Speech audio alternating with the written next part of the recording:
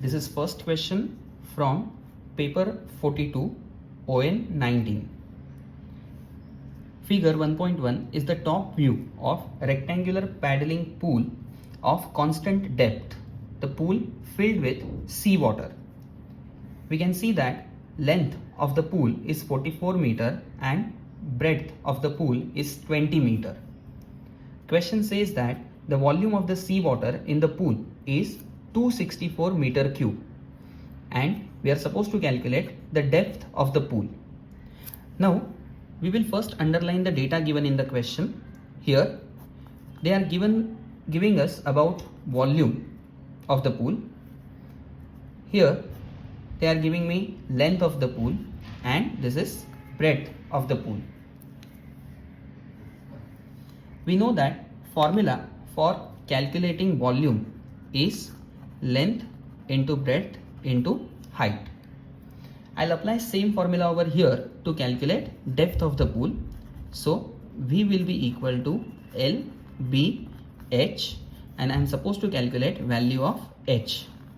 So H is equal to V upon L into B.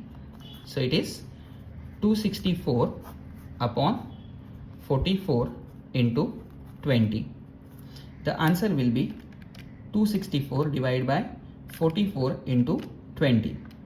That is 0.3.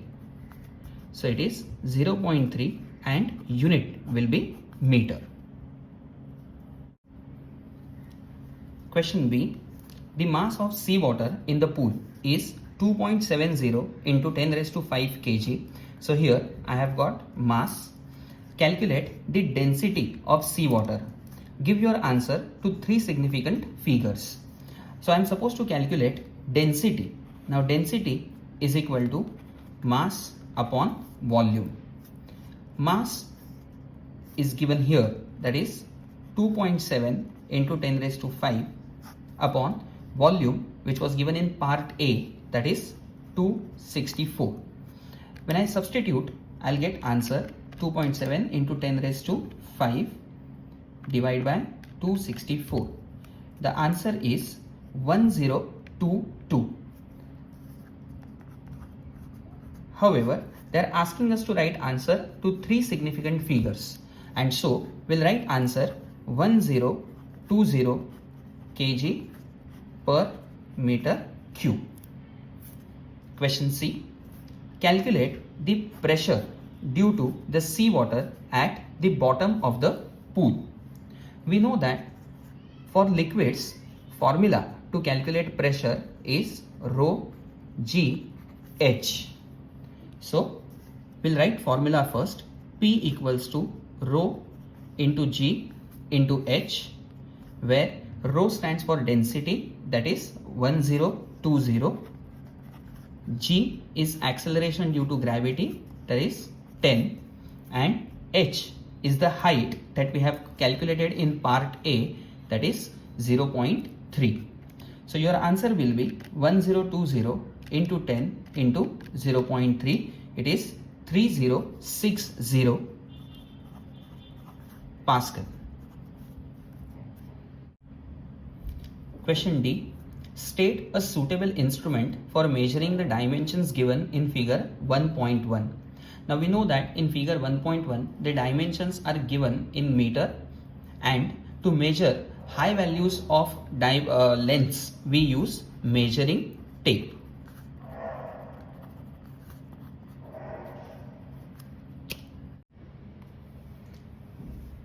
Now we'll discuss about question number 2. Question number 2 belongs to chapter turning effect. Question A.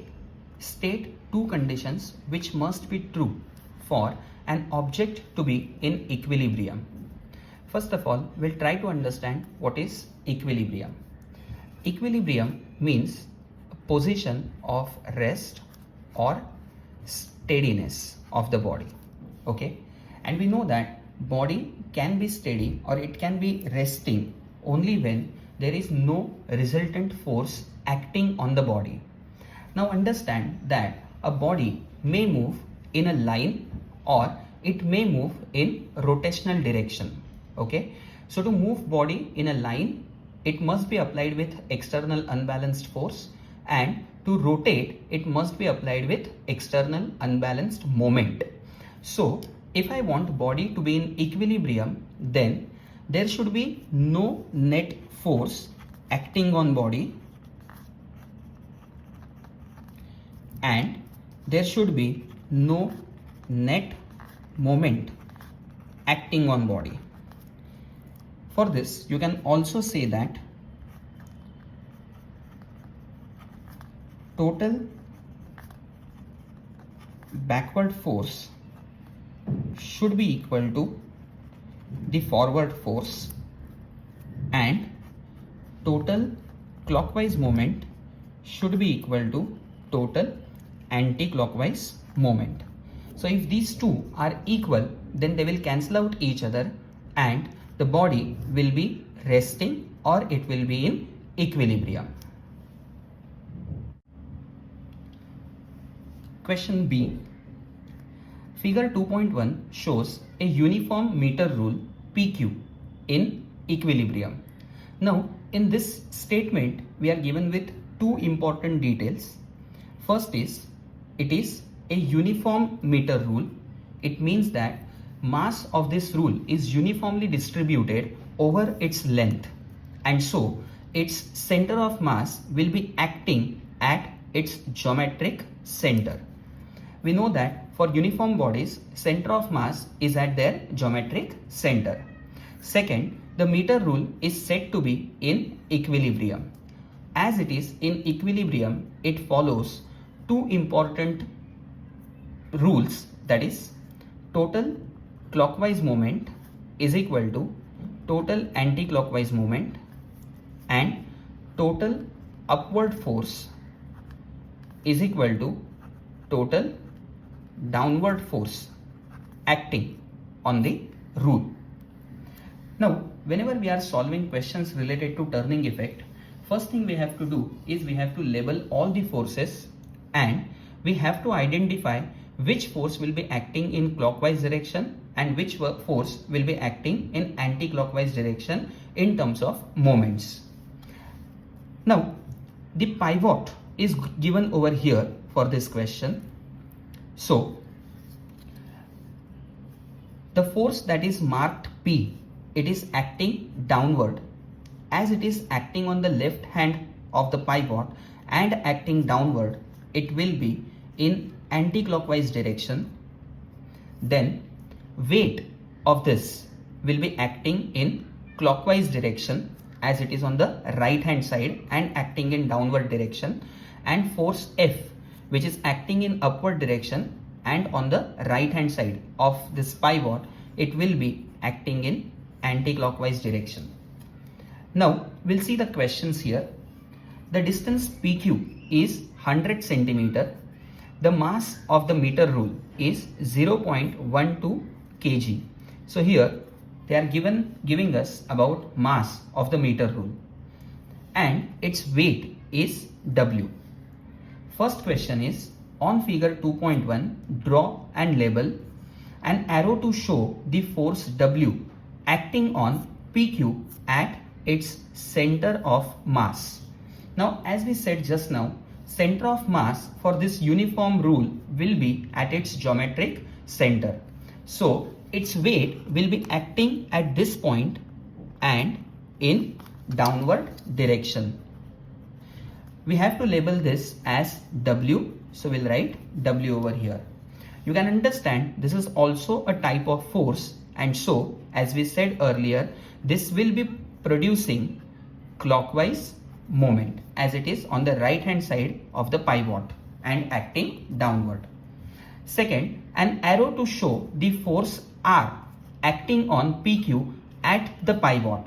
Now you can see this pivot is over here and it is acting as support to this entire rule, and support always applies force in upward direction.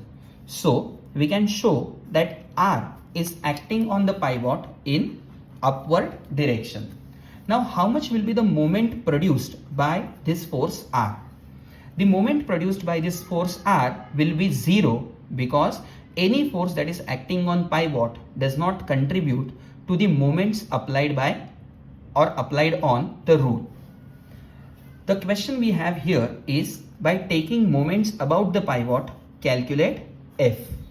Now, one important formula we have over here based on the details given in question, that total clockwise moment is equal to total anti-clockwise moment. Now we know that here we have two forces which are acting in anti-clockwise direction, that is force F and this force, and we have one force which is acting in clockwise direction.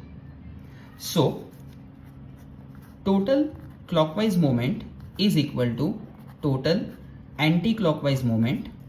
Total clockwise moment will be W into distance of W from the pivot, that is 40,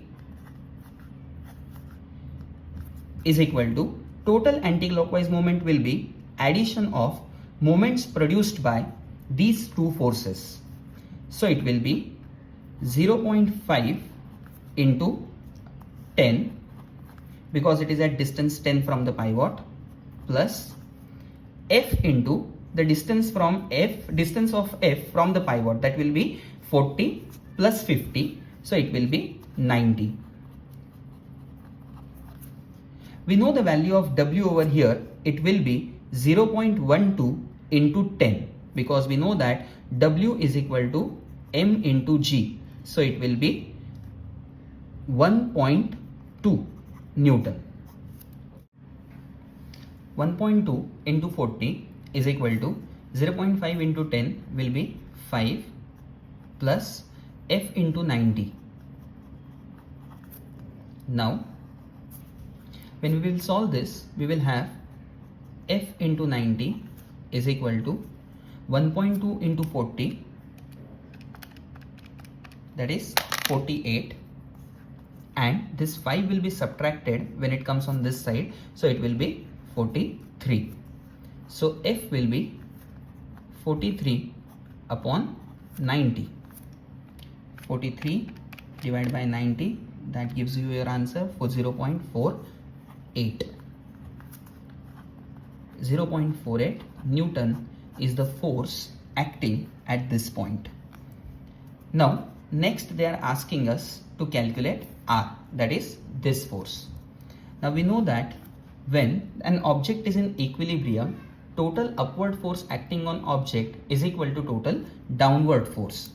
I know that force R and force F, they are the forces acting in upward direction.